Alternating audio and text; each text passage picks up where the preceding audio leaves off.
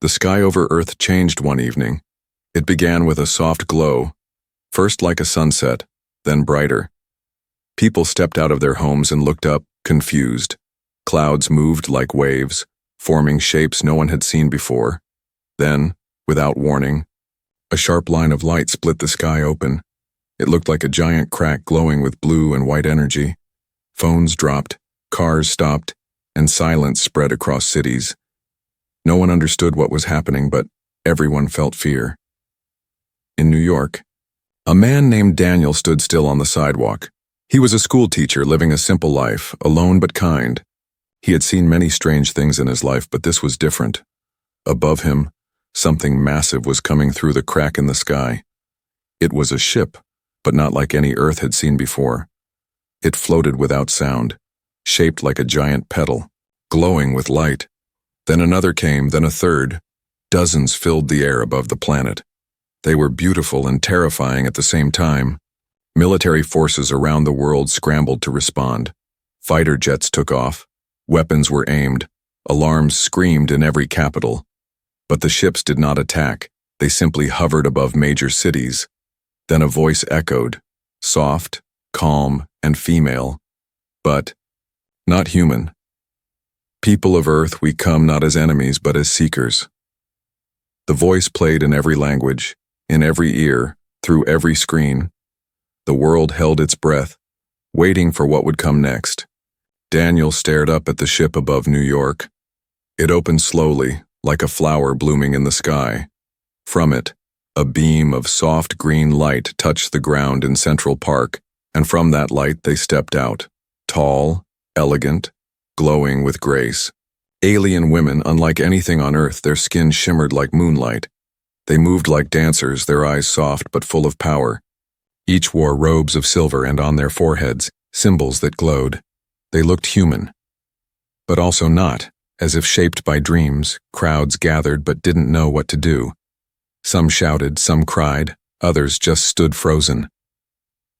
Then one of the aliens walked toward the crowd.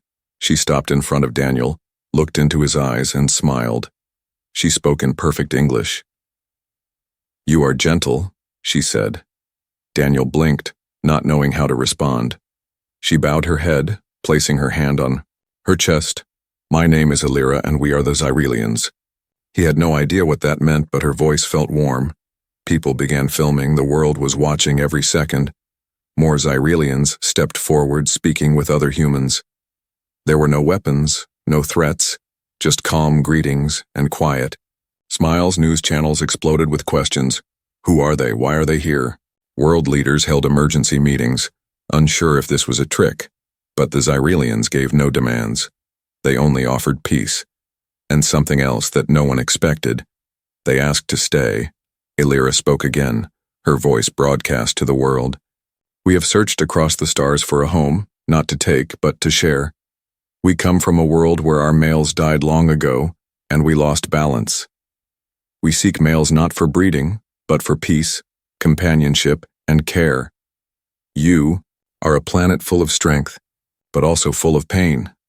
We offer you harmony, and in return we ask only for kindness."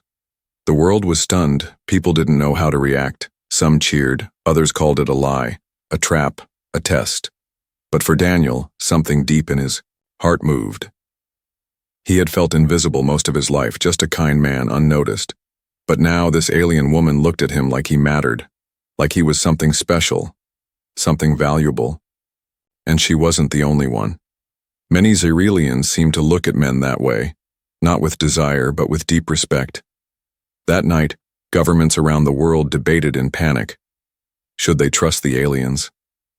Should they attack? Should they allow them to stay? But the people had already decided. They wanted to know more.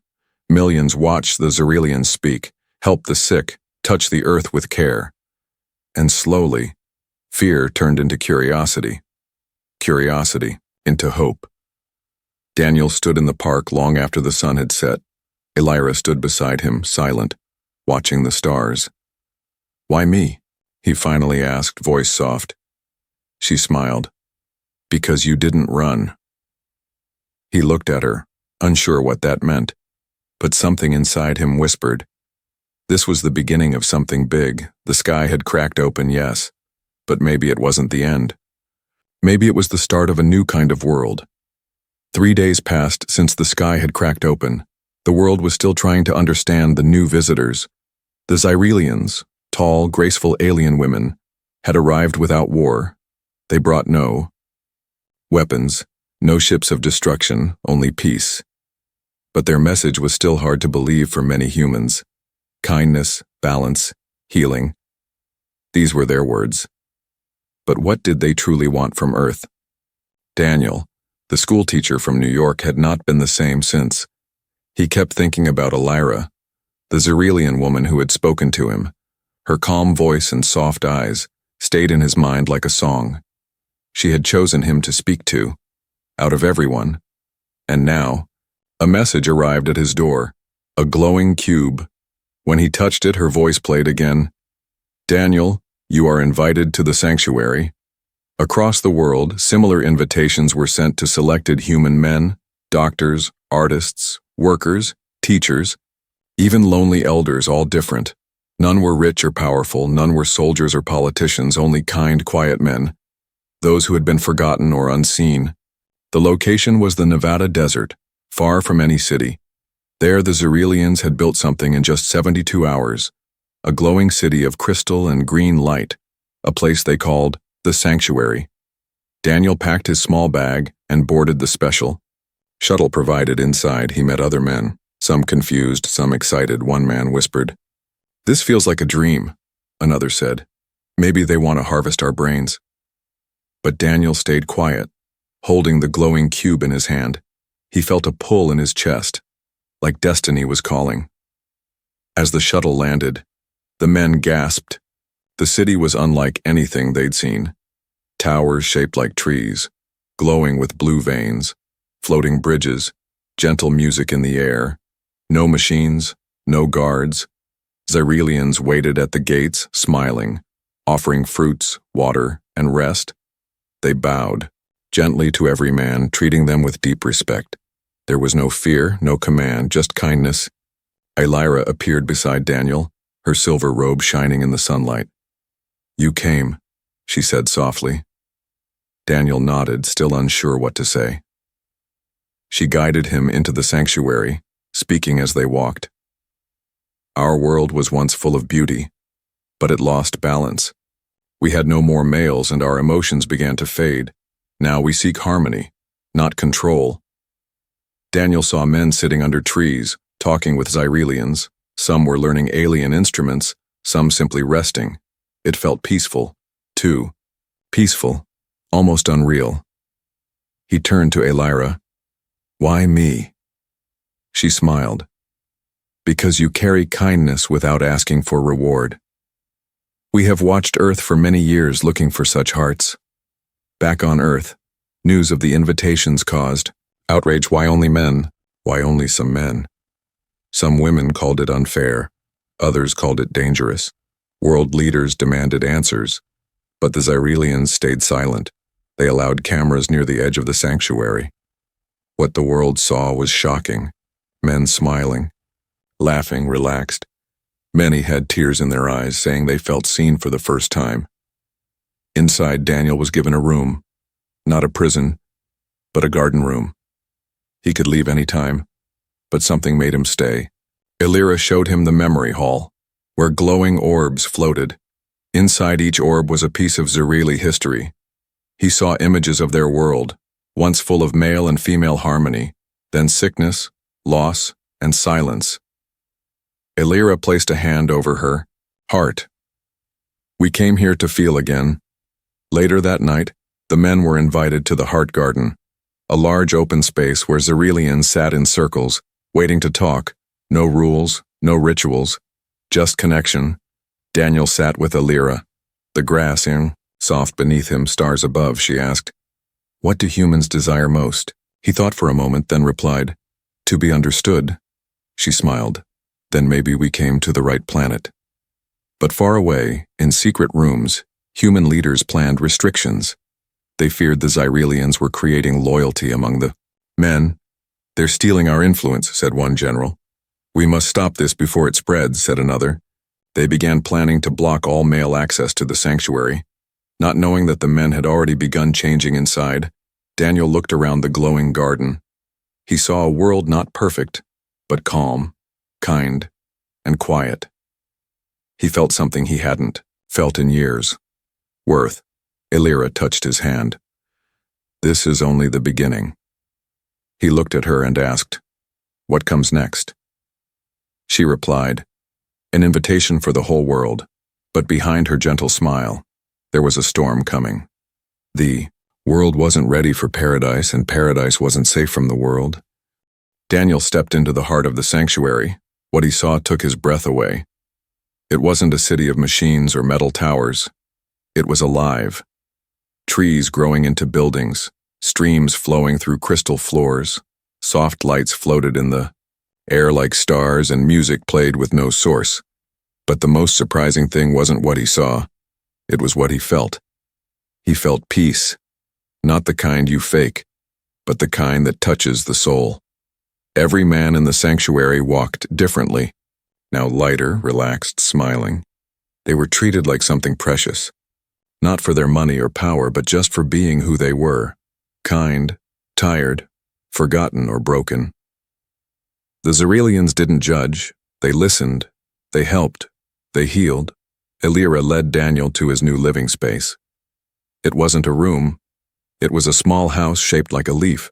The walls changed color based on his feelings. The air always smelled fresh. Birds flew freely, and tiny glowing fish swam in a glass-like river nearby. He turned to her. "This is too much. I don't deserve this." Illyra smiled. "That's exactly why you were chosen." The city had no rules, no schedules, no forced tasks. Each man was free to explore, to rest, or to learn.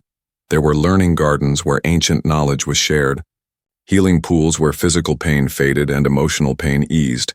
The Xerelians sat with the men, spoke to them like equals. Not once did they demand anything in return, but Daniel couldn't shake a question from his mind. Why? Why build all this for Earth's men? Why such comfort and beauty? One night he asked Illyra as they walked along a glowing bridge. She paused, looking at the moon above. "In our world, males vanished slowly, from sickness, from war, from pride. We tried to replace them with science, but our hearts remained empty. We forgot how to laugh, to cry, to care deeply." Then we found Earth and saw your pain too. Daniel listened carefully as she continued. "We saw men burdened by silence, told to be strong but never sad. We saw kindness hidden under fear, love buried under duty. We didn't come to control you. We came to heal with you." She looked into his eyes. "We need each other, Daniel." He felt her words settle deep in his chest. For years he had worked quietly, cared for others, lived alone. No one ever said thank you, not really, but here. One alien woman saw him as something worthy. And not just him.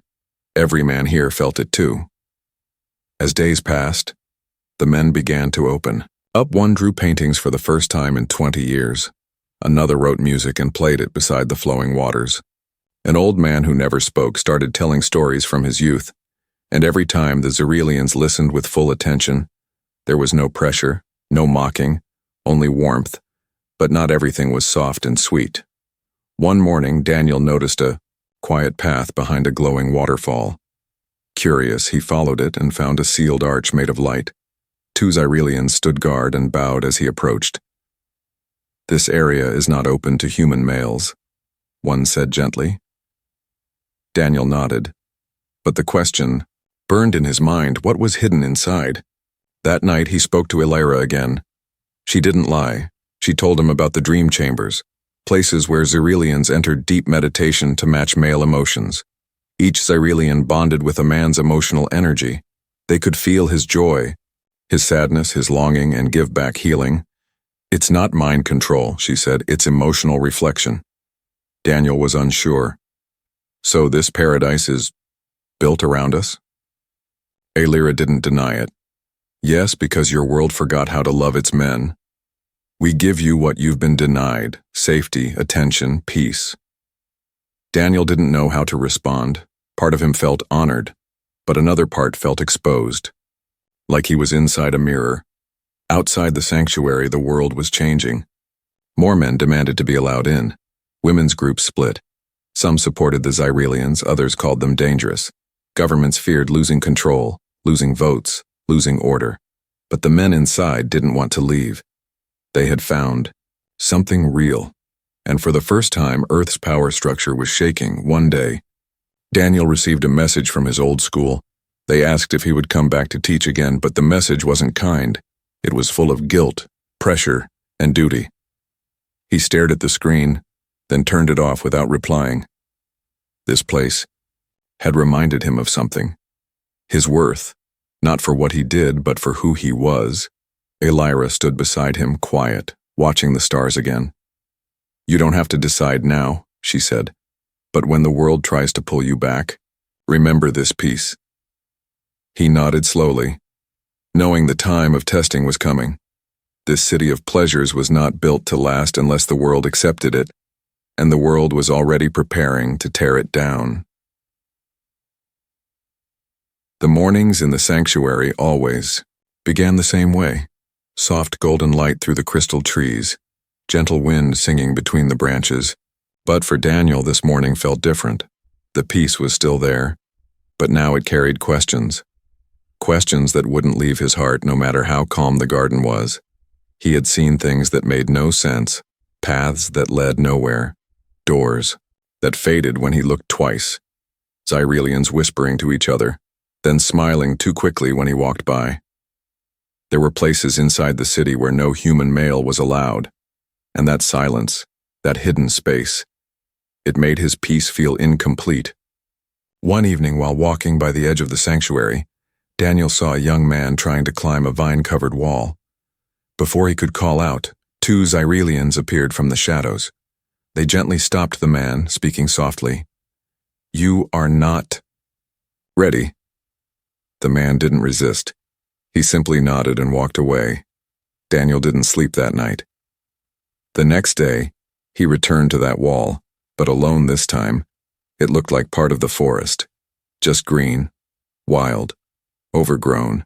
But when he touched one of the thick vines, it shimmered and vanished. Behind it was a hidden path made of soft, glowing stones. He hesitated, looked around, then stepped forward. The air changed. It became warm, almost heavy with energy. After walking for several minutes, he reached a quiet garden. But this was no ordinary place. There were no other humans here, only Xyrelians. And they were different. They sat cross-legged in deep circles, eyes closed, bodies still. Each one was glowing faintly, surrounded by floating lights. Some were crying silently. Others were smiling as if seeing memories. Daniel took a step forward, but a soft voice stopped him. "You were not meant to see this yet," said Elira, suddenly standing beside him. She didn't look angry, only sad. "You crossed into the dreaming grove," she said. "This is our sacred space." Daniel looked around, heart pounding. "What is this place?" he asked. "What are they doing?" Elira didn't lie. She never had. "They are connecting to your emotions," she said, "to every man's soul here." Daniel stepped back, confused. "So everything I felt was created?" "No," she answered calmly. "It was matched." She explained the truth, slowly, gently, like a mother calming a child. Each Xyrelian in this garden was emotionally bonded to a human male, not through force but through reflection, understanding, and meditation. They felt what the men felt, carried it, healed it, and returned peace. "Then this paradise isn't real," Daniel whispered. "It's built on illusions." Elira stepped closer, her eyes deep with emotion. "It's real because we never told you what to feel," she said. "We only showed you how it feels to be valued." Daniel looked at the women sitting in silence. He saw how much pain they were absorbing, how deeply they connected. This wasn't mind control. It was sacrifice. They were giving everything to understand the ones Earth had ignored, but Daniel's mind was still racing. "Why keep it secret then?" he asked. "Why hide this from us?" Elira closed her eyes for a moment, then said, "Because Earth would not understand. Your world fears what it cannot explain. And if they knew our emotions were tied to yours, they would twist it." Just then the calm of the grove was shattered. An alert crystal near the gate pulsed red. Something was happening outside. Elira and Daniel rushed out, climbing one of the wind paths to see. Across the sanctuary sky, small black drones were flying in. They didn't belong to the Xyrelians. They were human, military, armed. From outside the gates, voices yelled through speakers, "This is a security inspection. All men must report for questioning." Daniel's chest tightened. The world had found a reason to fear the sanctuary again. He turned to Elira. "They think you've taken us hostage." She nodded. "And they're trying to save men who were already free." The men of the sanctuary gathered in the central garden, confused. Some wanted to return to their families, some wanted to fight back, but most looked to the Xyrelians, asking, "What do we do now?" Daniel stepped forward, raising his voice. "No one here is a prisoner," he said. "We are healed, not held. But the world outside won't believe that unless we show them the truth." He looked at Elira, and for the first time she looked uncertain. "Will they understand?" she asked softly. Daniel didn't know, but he had to try. As the drones hovered closer, ready to scan and record, the gates of the sanctuary began to open, not with weapons, but with welcome. The Xyrelians stood in peace, not fear. And the men, once quiet, once invisible, now stood tall beside them. Daniel knew the secret garden couldn't stay hidden anymore. But maybe, just maybe, revealing the truth could save the paradise, or destroy it forever.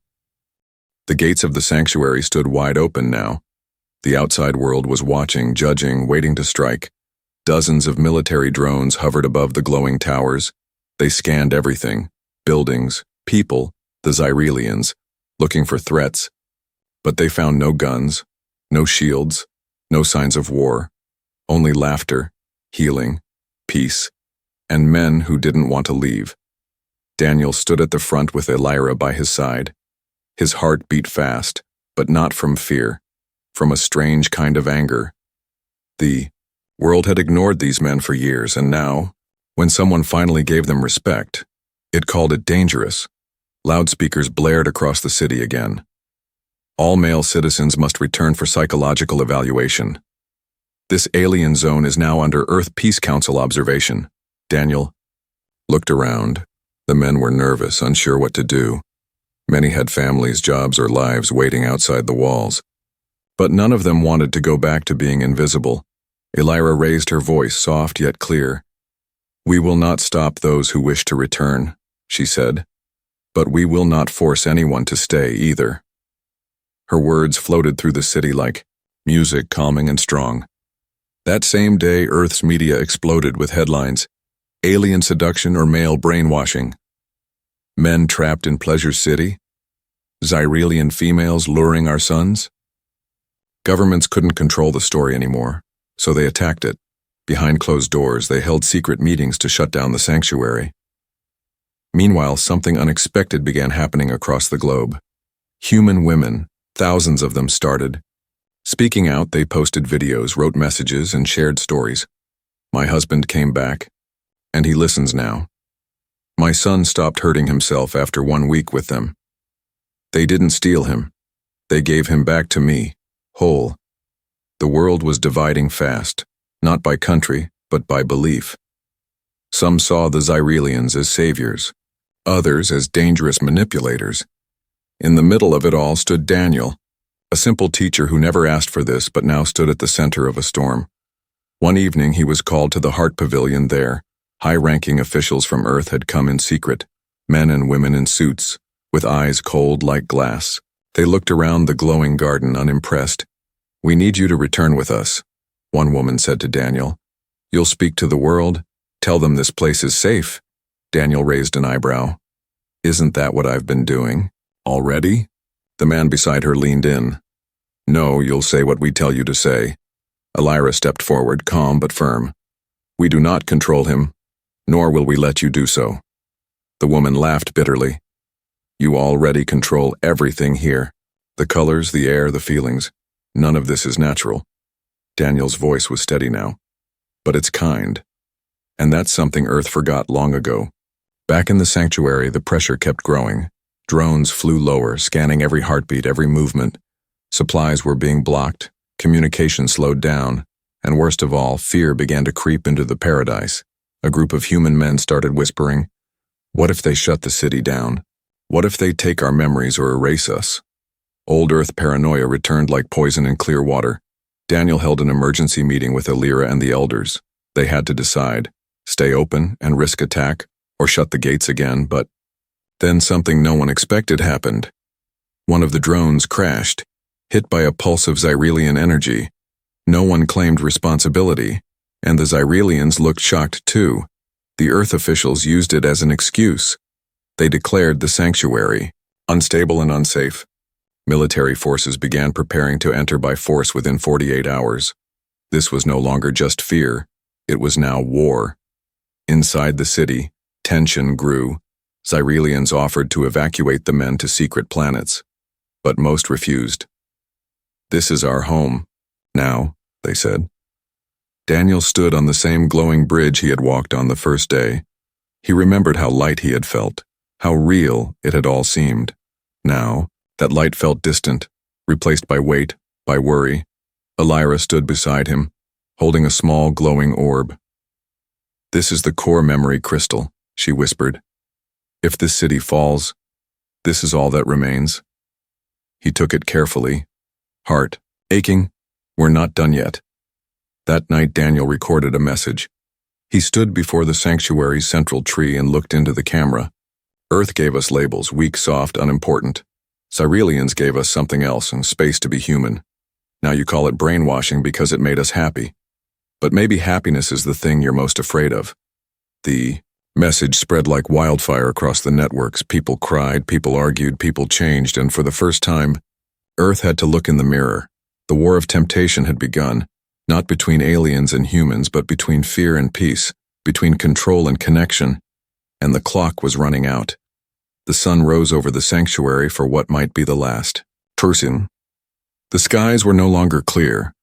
Dozens of military ships floated above, weapons charged, lights flashing, engines humming with tension. From the walls of the Crystal City, the glow began to fade, not because the Xyrelians were weak, but because they didn't want to fight. Daniel stood at the city's edge, eyes locked on the sky. Around him, the men who had once smiled and healed now waited in silence. They were scared, but not of death.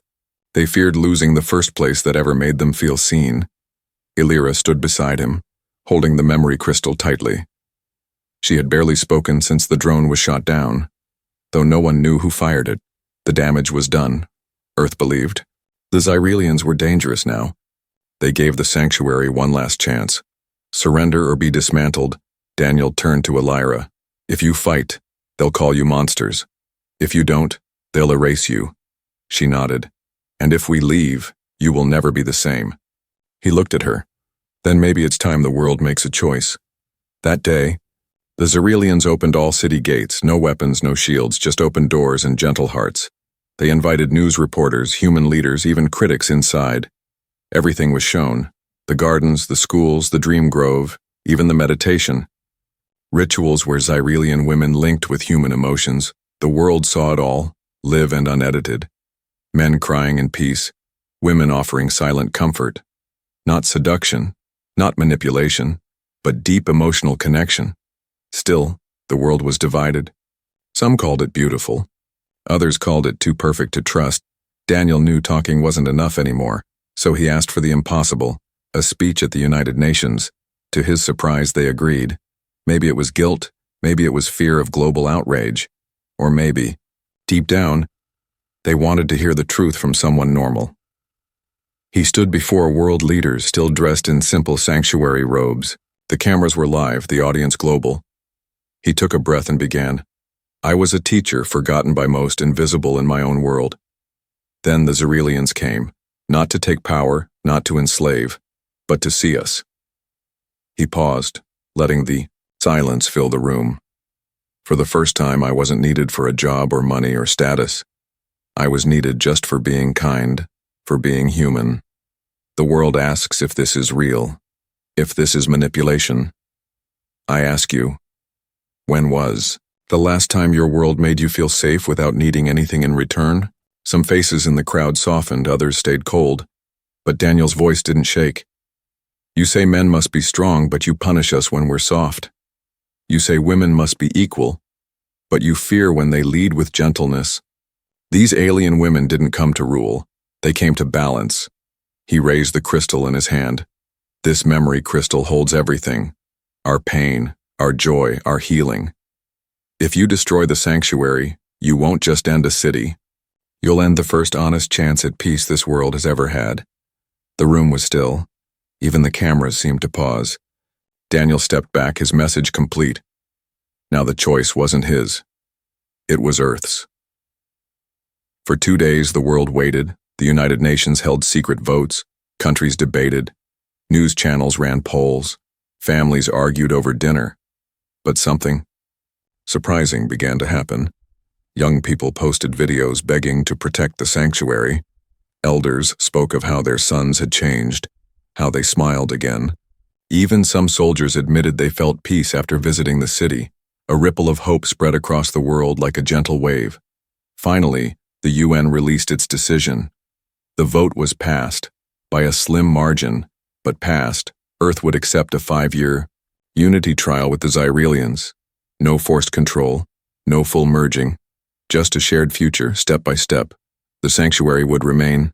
Xyrelians would be granted Earth guest rights, and human men could choose freely to stay or return. No punishments, no guilt, just freedom.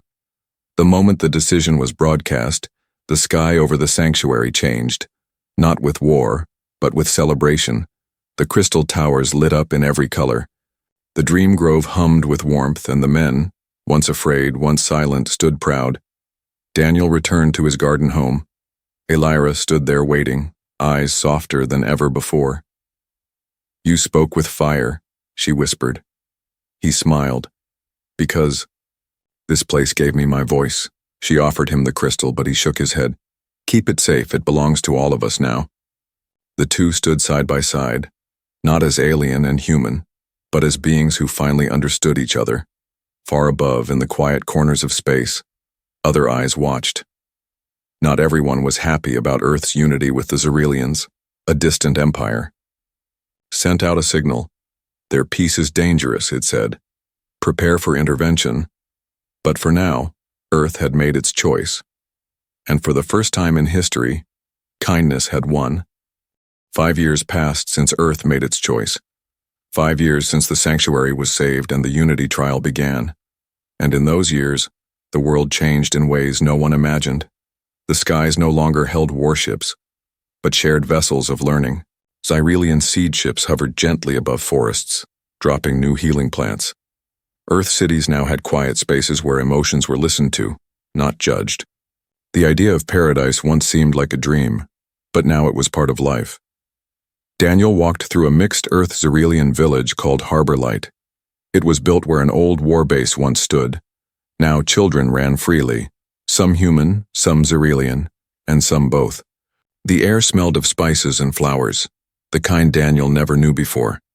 He greeted the shopkeepers, the healers, the artists, and everyone greeted him back. With respect, with warmth, with knowing smiles. He had become more than a teacher now. He was a symbol of the first step toward peace. But he never let that make him proud.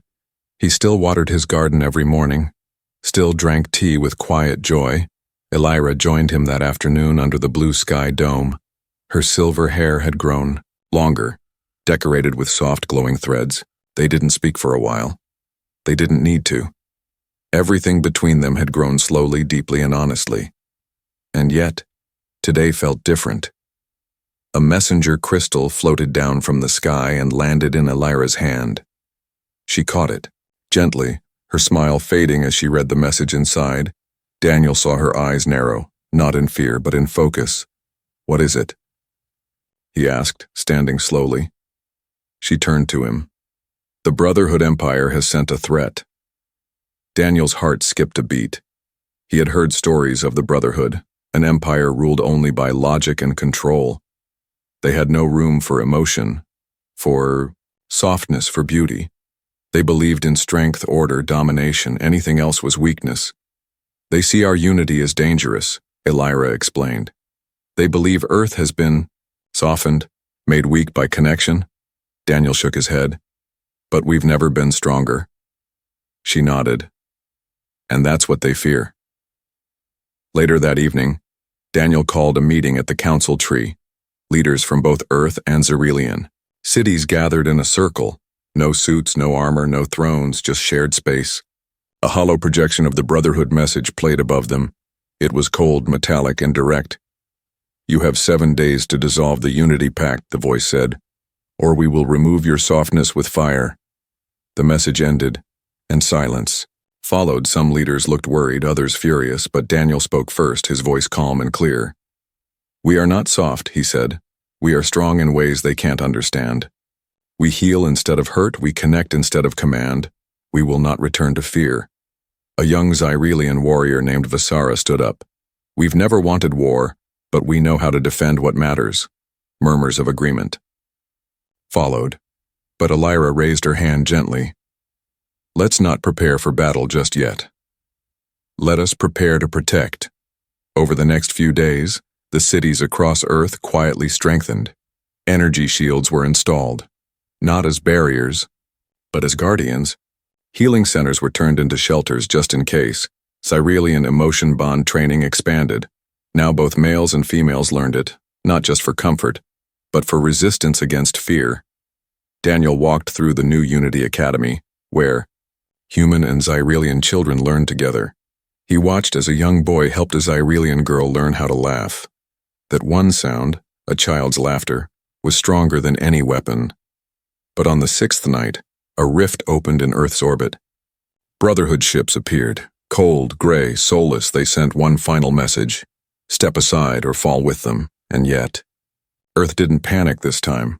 No missiles fired, no army screamed. Instead, a different kind of defense was activated. Broadcasts of unity flooded the stars. Images of shared families, of healed men, of strong women leading with grace. Voices from Earth and Xyrillian children sang together in thousands of languages. The message was clear: we will not fight like you, but we will not fall either. The Brotherhood hesitated for the first time in centuries. They scanned Earth again, but couldn't find hate, only harmony, only protection without domination, and slowly, they backed away, vanishing into the dark. The danger had passed, for now, but Earth had proven something powerful. You don't need to destroy to defend. You don't need to dominate to lead. As Daniel stood again at the sanctuary's heart, Elira placed the crystal back into its original chamber. It pulsed gently, holding the memories of the first 5 years. He turned to her. "Do you think peace can truly last?" She smiled. "Only if we protect it, not with fists, but with hearts." And high above, among the stars, others began to watch, not with fear, but with hope. Because Earth, once divided, had become a new kind of paradise. Not just for men, not just for women, not just for aliens, but for anyone brave enough to believe in peace.